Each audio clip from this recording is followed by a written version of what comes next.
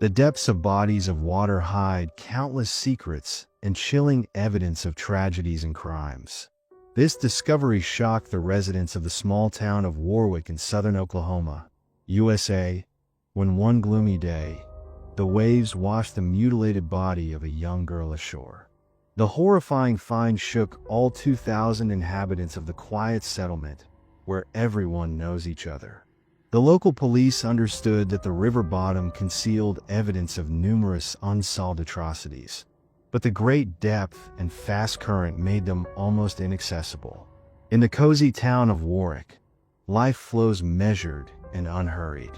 In the fall of 1996, one of the houses was occupied by a wealthy family, Gail and Dwayne with their 4 children. Their 16-year-old daughter Heather, at that time a sophomore in high school and a cheerleader, was going through a rebellious period. An excellent student and a beauty, she wanted to try everything possible in life. Heather's adventurous nature sometimes took her too far.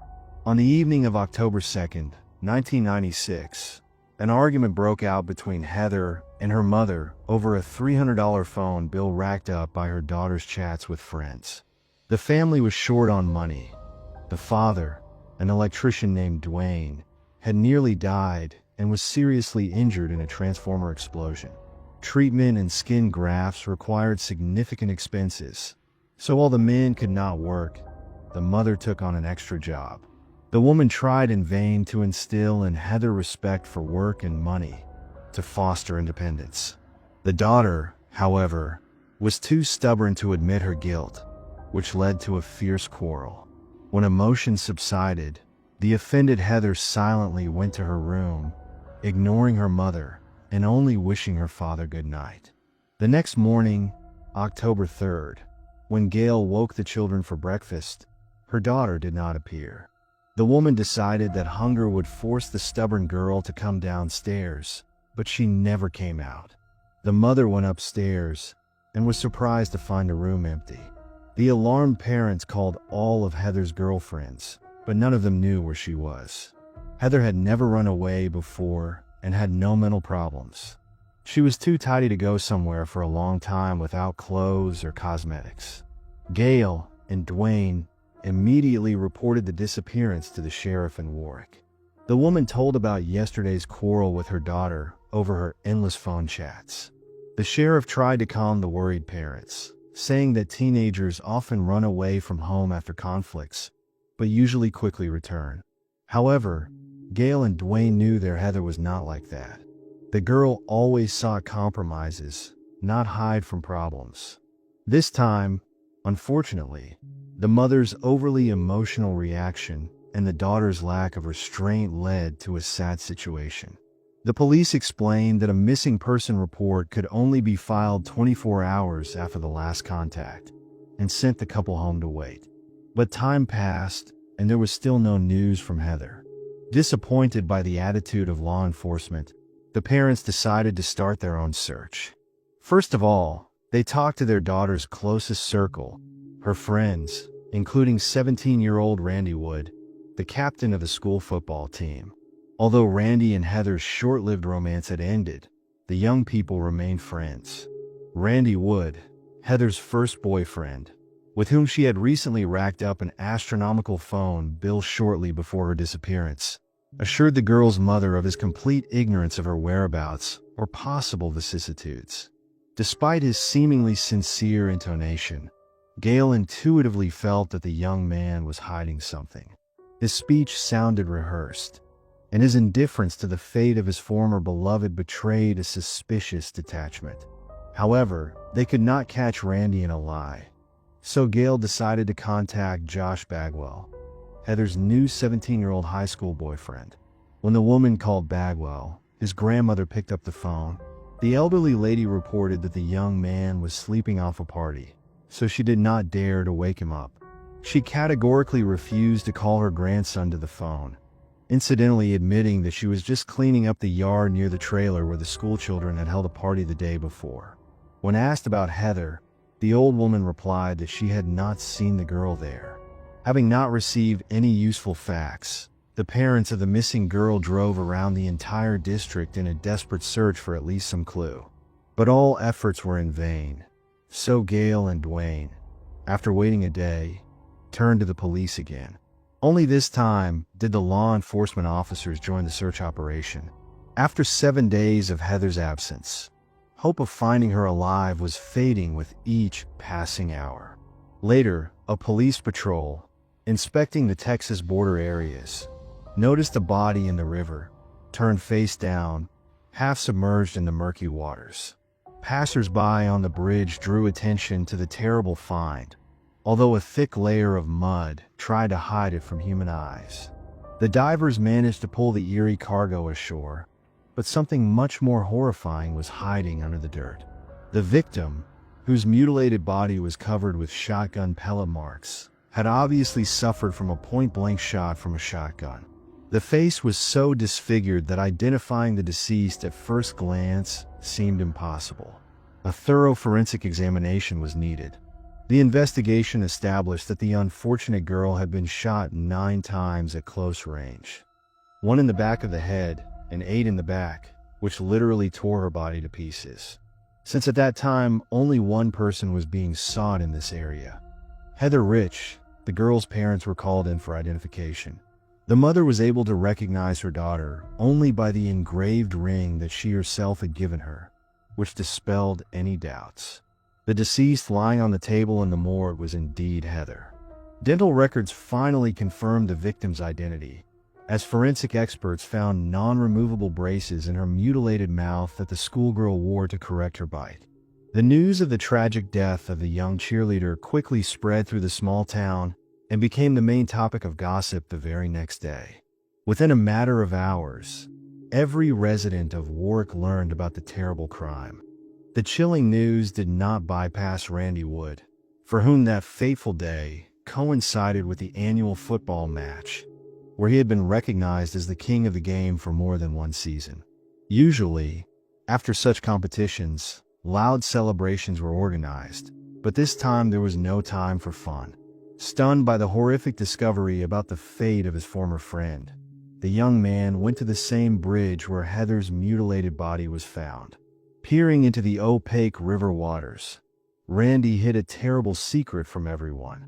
After all, in reality, he knew much more than he had told the parents of the murdered girl. And soon the investigation led the police on the trail of the young football player and several of his comrades. This story resembled the script of a chilling Hollywood thriller. In the very heart of a small Oklahoma town, 3 teenagers turned an ordinary evening into a bloody massacre. One of them came from a wealthy family, the second was a star of school football and the team captain, and the third was a novice street hooligan. Starting the investigation, the detectives first talked to Heather's parents. By that time, Gail had already managed to calm many of her daughter's friends and acquaintances. Her suspicions fell on 2 young men: Heather's ex-boyfriend, 17-year-old Randy Wood, and her current boyfriend Josh Bagwell, who had just returned from a party and did not even bother to call. The woman was convinced that the young men were keeping something quiet. It seemed as if the high school students were retelling the same memorized story, sometimes even verbatim. However, they could not give a clear answer to additional questions, which looked extremely suspicious. Noticeably nervous, the teenagers were reluctant to make contact, unlike the rest of Heather's friends who actively joined the search for the missing girl. Gail intuitively felt that Randy and Josh were hiding much more than they said in their telephone assurances.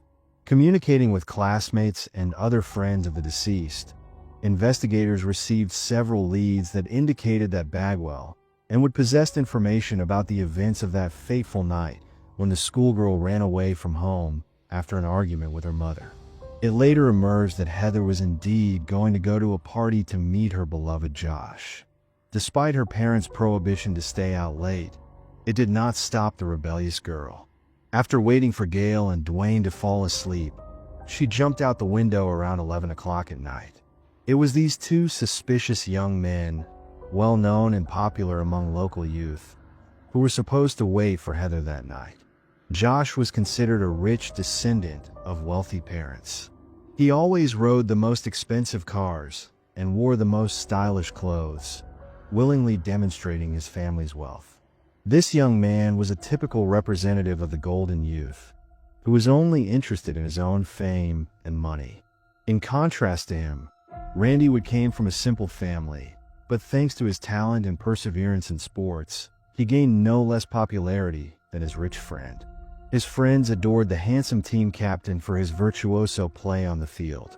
Thanks to his achievements, he became the best football player not only in the school but also in the whole city, and even became famous among school teams at the state level.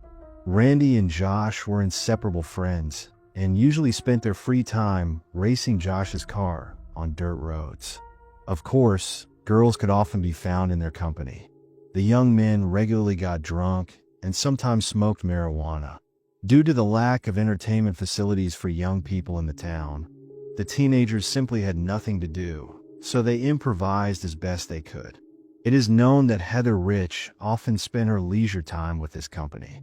A friend said that Heather, along with them, tried grass and alcohol, and on the eve of her disappearance, she ran away to hang out with the popular guys.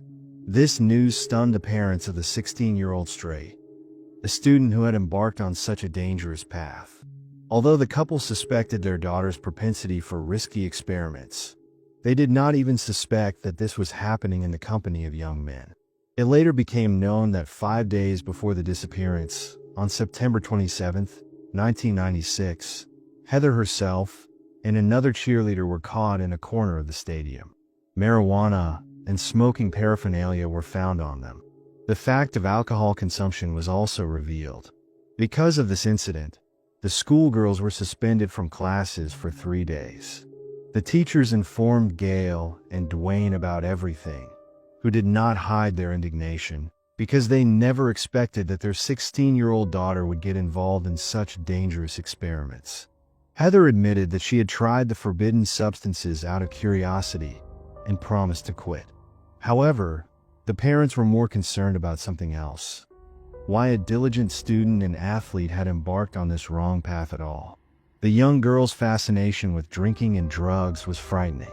Despite their daughter's assurances that she would get rid of bad habits, Gail and Dwayne were never able to convince themselves of her sincerity.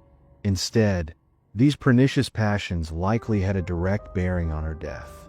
The detectives decided to talk to Josh and Randy, with whom the murdered schoolgirl was last seen. They hoped to find out the details of the party that preceded Heather's disappearance. The football team captain admitted that he and his friend had spent the whole evening sitting in a trailer behind Bagwell's house, playing dominoes and drinking. However, both young men denied any contact with Heather that fateful evening. Interestingly, the police noticed the same details that had alarmed the mother of the deceased. Both young men retold exactly the same story, as if reading a memorized text, and spoke mechanically, like robots.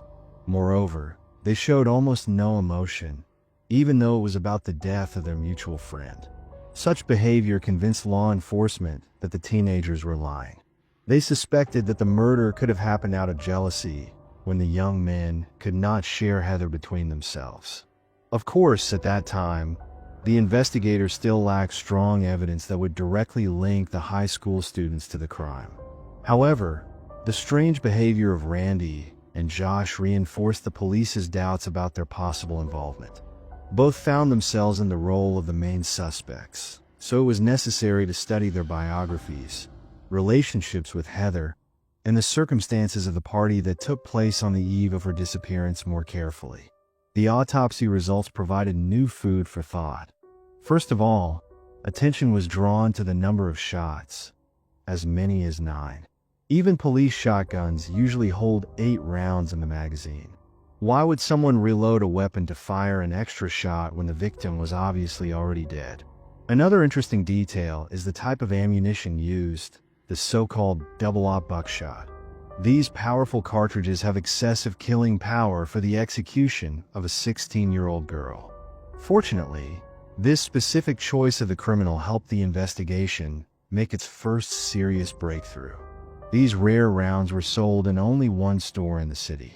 After checking the receipts, the police found out that shortly before the murder, they were purchased by only one person. The salesman recognized the same suspicious young man in the photo, high school student Josh Bagwell, who came to the store and bought a whole box, that is, 20 cartridges. According to the store employee, Josh was accompanied by another young man, but not his best friend Randy, but a certain Curtis Gamble, a guy well known to the local police. As it turned out, Curtis was the oldest among those involved in the case. He was already 19. Despite his young age, he had been arrested several times and spent most of his conscious life in juvenile correctional centers. This young man was completely inadequate and repeatedly came to the attention of law enforcement. He was detained for drunk driving, shooting animals, or even random passersby. Thus, the greatest suspicion fell on Curtis. Unlike the other two young men who, despite their strange behavior, had never had problems with the law before and were not considered aggressive or dangerous. On October 23rd, the police visited the home of the juvenile offender in a neighboring town where he lived. But even more important was the fact that just a few kilometers from his home was the same bridge under which fishermen stumbled upon Heather's mutilated body. Gamble himself was not found at home, but law enforcement officers talked to his grandmother. The elderly woman told about her grandson and, among other things, mentioned that he knew the area well and often visited the mentioned bridge. Curtis liked to fish there since childhood, and his grandmother had taken him with her more than once. So it turned out that the young man had a much closer connection with the crime scene than the police could have assumed before talking to his relative. The next day, the detectives were lucky enough to meet Curtis himself. The young man was detained and taken to the sheriff's office in Warwick. The interrogation lasted more than 8 hours, but the suspect essentially said almost nothing, although he agreed to take a polygraph test. However, even this did not become the main find of the investigators. Gamble's most valuable confession concerned his possession of a rather rare type of firearm, a Mossberg shotgun, the peculiarity of which is a magazine for 9 rounds. So, the detectives assumed that they had stumbled upon the owner of the probable murder weapon because Heather was shot from a shotgun of this type. When the weapon was seized and a ballistic examination was ordered, experts officially confirmed that the schoolgirl had been shot with Curtis's shotgun. After presenting evidence of his involvement in the murder of the young cheerleader, the guy gave up.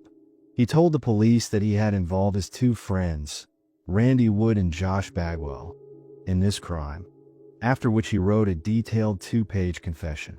3 weeks after Rich's death, law enforcement finally had a suspect who admitted his guilt in the crime committed.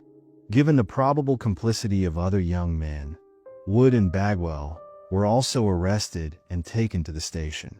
The high school students were shown Gamble's testimony, where he claimed that he himself had initiated the massacre of Heather, but Randy had become the direct perpetrator. According to the confessor, he handed the shotgun to his friend and ordered him to shoot the innocent victim, while Josh was simply present. However, the police were skeptical about this testimony, since the football team captain did not fit the image of a typical criminal. In the past, the young man had never had problems with the law, was an exemplary student and a successful athlete, popular among his peers. No one ever spoke badly of him. Given the geography of the events, the party took place in southern Oklahoma, and the body was found in Texas. The guys were threatened with a trial in this particular state, where the death penalty is provided for murder. This became a key problem for the investigation, since according to local laws, the actual perpetrator could end up in the dock. Therefore, none of the suspects wanted to take the blame for the fatal shot. Only after persistent attempts by the police and a second meeting with investigators did Wood finally begin to testify. However, he categorically denied his direct participation in the murder, claiming that Gamble was the shooter and the initiator of the massacre of Heather, and Bagwell simply helped him. For his part, Josh refused to cooperate with law enforcement. So, in October 1996, detectives received 2 confessions that contradicted each other in many aspects.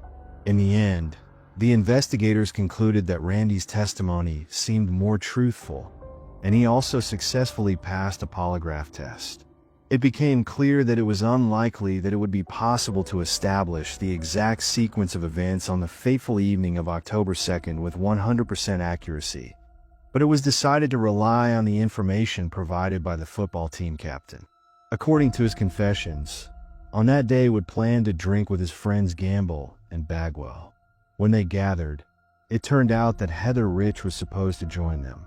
The girl knew Josh well and Randy himself, but had never met Curtis before, so she had no idea what a dangerous guy he was. When all four gathered and got thoroughly drunk, Heather, like the rest of the company, found herself on the verge of losing consciousness. It was at this moment that the drunk Gamble got the idea to take advantage of Heather's helpless state and mock her. He immediately proceeded to action. As Wood recounted, Rich woke up from the harassment and screamed, pushing the attacker away, and then fainted again. Despite the fact that she could barely move her tongue, Curtis got scared because even a half-drunk victim could remember everything when she sobered up. He knew very well that rapists are not met with friendliness in prison, and he did not want to end up behind bars because of this incident. Therefore, he suggested simply getting rid of Heather. The younger guys at first perceived these words as a bad joke, but Gamble was not joking. He really took a shotgun out of the trunk of his car and pointed it at the three teenagers. Wood and Bagwell realized that they were dealing with an extremely unpredictable guy, so they decided not to argue. They loaded the helpless schoolgirl into the trunk of Josh's car, and the whole company headed in the direction of Curtis's house. But a few kilometers from the destination, the older guy ordered them to turn towards the bridge, where the victim's body was later found. Gamble forced his friends to stop in the middle of the bridge, pull Heather out of the trunk, and put her by the railings. Fearing for their own lives, Randy and Josh obeyed. When the helpless Heather was pulled out of the car, she could not stand on her feet. The young men laid her on the ground and returned to the car, having no idea what would happen next. Curtis walked right up to the unconscious girl and started shooting. Randy saw with his own eyes how a huge hole was formed in the skull of his classmate. Unable to endure the eerie sight, he covered his face with his palms and was afraid to even look in that direction. The attacker emptied the entire magazine of the shotgun into the victim, after which he and Josh threw Heather's mutilated body off the bridge. Getting into the car, the guys fled the crime scene. They saw with their own eyes what Curtis had done to the young cheerleader, so fear for their own lives forced them to remain silent. In October 1996, the three young men were officially charged with the abduction and murder of 16-year-old Heather Rich. The investigators had the hardest time with Bagwell, who refused to testify and against whom there was essentially no direct evidence of involvement. The prosecution had to rely solely on the words of the other two defendants in the case, which contradicted each other. Due to the lack of physical evidence, the evidence base was not very reliable. To rectify this situation, the prosecutor offered Wood a plea deal. In exchange for testimony against Josh, the young man was promised life imprisonment with a right to parole after 30 years. Randy immediately agreed. The prosecutor's office also discussed with the parents of the deceased girl the possibility of a similar sentence for Gamble. In the opinion of the victim's family, the most important thing was to get the truth from him and not to send the juvenile organizer of the murder to the death penalty. The Rich family primarily wanted to know the truth. On October 15th, Curtis accepted the prosecution's offer and pleaded guilty in exchange for life imprisonment without the possibility of parole. At the same time, during the trial, he continued to behave defiantly and inadequately. While in custody awaiting trial, Gamble once attacked a guard, knocked him down, and began to strangle him. The enraged prisoner could only be restrained by the joint efforts of several police officers. In February 1998, almost a year and a half after the tragic death of Heather Rich, the trial of Josh Bagwell began.